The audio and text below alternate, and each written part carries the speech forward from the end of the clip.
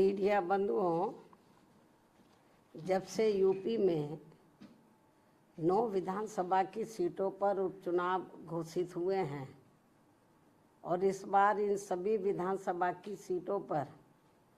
BSP भी अकेले ये चुनाव लड़ रही है, तो तब से बीजेपी व सपा गठबंधन की नींद उड़ी हुई है। जब से उन्हें मालूम पड़ा कि बीएसपी भी 9 विधानसभा की सीटों पर बाई इलेक्शन लड़ रही है, तो तब से बीजेपी व सपा गठबंधन की नींद उड़ी हुई है, क्योंकि बीएसपी ने यहाँ काफ़ी समय से एक आदि उपचुनाव को छोड़कर अधिकांश उपचुनाव नहीं लड़े हैं। तब से खासकर ये दोनों पार्टियां यानी कि बीजेपी व सपा तथा इनका गठबंधन अभी तक इन चुनावों में जो भी बाई इलेक्शन हो रहे थे, तो अभी तक इन चुनावों में अंदर अंदर आपस में मिल बांट कर ये चुनाव लड़ते रहे। लेकिन इस बार हो रहे उपचुनाव में जब बीएसपी में मैदान में डटी हुई है, तो अब इन दोनों पार्टियों व इनके गठबंधन की काफ़ी परेशानियां बढ़ गई हैं।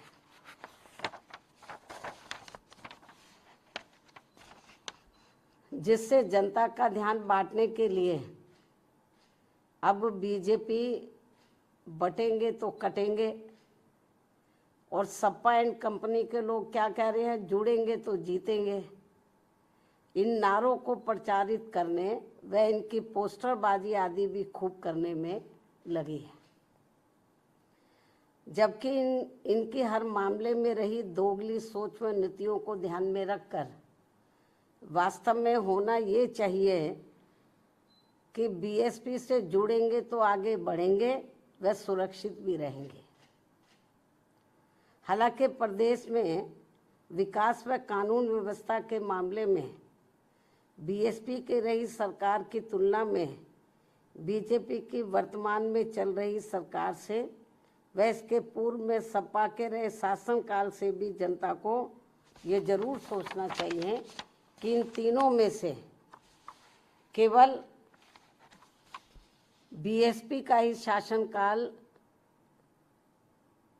काफ़ी बेहतरीन रहा है। ऐसे में इनको ये हवाई नारों, ऐसे में इनको प्रदेश की जनता को इनके ये हवाई नारों व पोस्टरबाजी आदि के चक्कर में बिल्कुल भी नहीं पड़ना चाहिए। इसलिए अपनी कमियों की वजह से ही अब बीजेपी के लोग ये नारा लगाकर उपचुनाव में वोट मांग रहे हैं कि बटेंगे तो कटेंगे,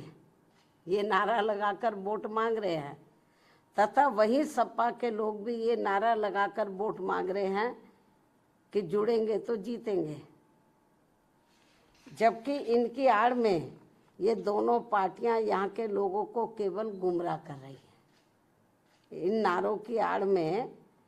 तो ये दोनों पार्टियां और इनके गठबंधन यहाँ के लोगों को केवल गुमराह कर रहे हैं,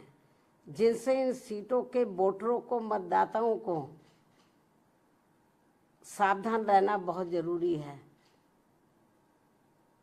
ये केवल अपनी कमियों पर से ध्यान बांटने के लिए इस किस्म के ये नारेबाजी कर रहे हैं, पोस्टरबाजी कर रहे हैं, तो यहाँ की जनता को गुमराह करने के लिए। तो जिनसे इन सीटों के मतदाताओं को सावधान रहना बहुत ज़रूरी है। इतना ही नहीं, बल्कि सपा की रही सरकार में तो यहाँ अधिकारी लोग नहीं, बल्कि सपा के गुंडे, बदमाश, माफिया आदि ही ज़्यादातर इनकी सरकार चलाते रहे। और अब ऐसा लगता है कि यहाँ हो रहे उपचुनाव में सपा अपने गुंडों, बदमाशों व माफियाओं को अंदर अंदर ये कह रहे हैं कि ये उपचुनाव जीतोगे तो आगे सरकार बनाओगे, तभी फिर बचे भी रहोगे। अपने गुंडे, बदमाश, माफियाओं को अंदर अंदर ये कह रहे हैं। इस किस्म की रिपोर्टें भी हमें सुनने के लिए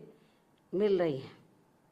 इस प्रकार से इन विरोधी पार्टियों की ऐसी सोच व धारणा से दूर रहकर अब बीएसपी ये चाहती है कि इनसे दूर रहेंगे तो बचे रहेंगे, इन दोनों पार्टियों से, इनके गठबंधन से दूर रहेंगे तो बचे रहेंगे। और अब समय आ गया है कि लोगों को खुद ही इन विरोधी पार्टियों के इस प्रकार के घिनौने, विषैले व संकीर्ण राजनीति के छलावों आदि से बचने के साथ ही इनके गुमराह करने वाले ऐसे नारों व पोस्टरबाजी आदि से भी जरूर बचना होगा और इसका जवाब इसी चुनाव में भी देना होगा। इसलिए यूपी में हो रहे विधानसभा चुनावों में आम लोगों के साथ ही खासकर यहाँ के वोटरों से ये विशेष अपील है कि वे इन विरोधी पार्टियों के ऐसे किसी भी छलावे, बहकावे व भड़कावे आदि में ना पढ़कर अपना व अपने परिवार के हित में तथा प्रदेश के भी हित में ऐसे सभी पार्टियों से दूर रहते हुए अपने वोट केवल बीएसपी उम्मीदवारों को ही दें, क्योंकि इसी में ही सबका हित निहित व सुरक्षित भी है। इसके अलावा आप लोगों को ये भी मालूम है, यूपी के उपचुनावों के साथ साथ तो इस समय देश में झारखंड व महाराष्ट्र प्रदेश में भी विधानसभा के लिए आम चुनाव हो रहे हैं। यहाँ भी हमारी पार्टी अकेले ही अपने बलबूते पर ये चुनाव लड़ेगी। और यहाँ खास ध्यान देने की बात यह है कि इन दोनों राज्यों के चुनावों में, झारखंड व महाराष्ट्र, इन दोनों राज्यों के चुनावों में बीजेपी व कांग्रेस का बना गठबंधन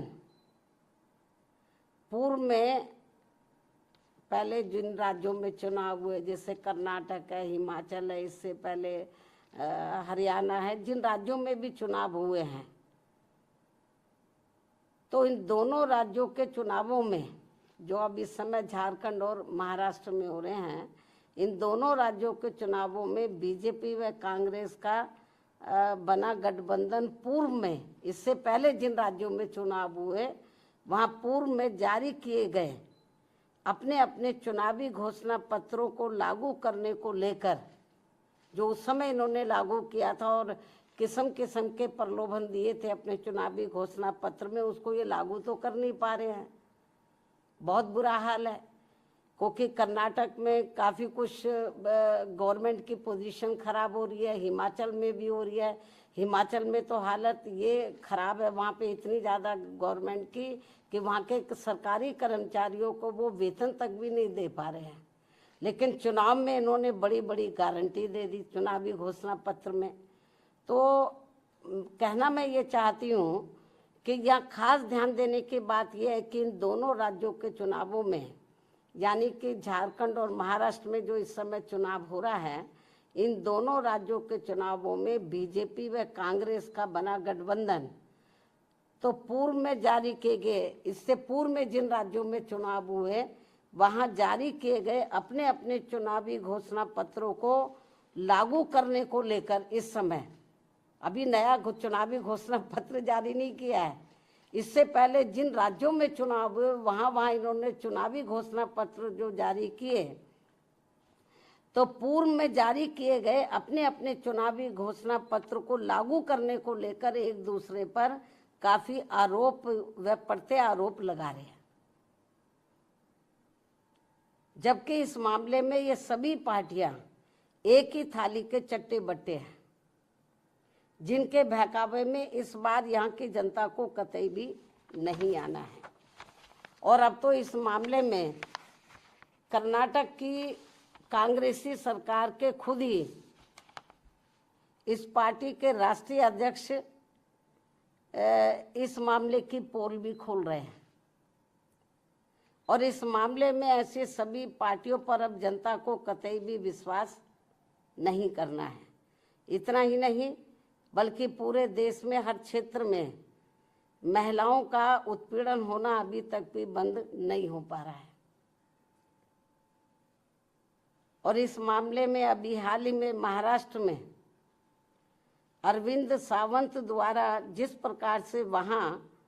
एक महिला के लिए अभद्र भाषा का इस्तेमाल किया गया है, उसे सरकार को हल्के में न लेकर, ये बहुत ही शर्मनाक है, अमानवीय है, निंदनीय है। जो उन्होंने अभद्र भाषा का इस्तेमाल किया है तो उसे सरकार को, वहाँ की सरकार को हल्के में न लेकर बल्कि अति गंभीरता से लेते हुए उसके विरुद्ध सख्त कानूनी कार्रवाई करनी चाहिए, जो ये बहुत ज़रूरी है। और ये ऐसा नहीं हुआ तो और लोगों के भी फिर मनोबल बढ़ जाएगा कि और भी बोलते जाओ और महिलाओं के बारे में, जो ये ठीक नहीं है। इन्हीं कुछ ज़रूरी बातों के साथ ही अब मैं अपनी पार्टी के लोगों से यूपी में 9 विधानसभा की सीटों पर हो रहे उपचुनाव के साथ साथ झारखंड व महाराष्ट्र स्टेट में भी विधानसभा के लिए हो रहे आम चुनाव में अपनी पार्टी के उम्मीदवारों को जिताने की भी पुरजोर अपील करती हूँ। धन्यवाद। जय भीम व जय भारत।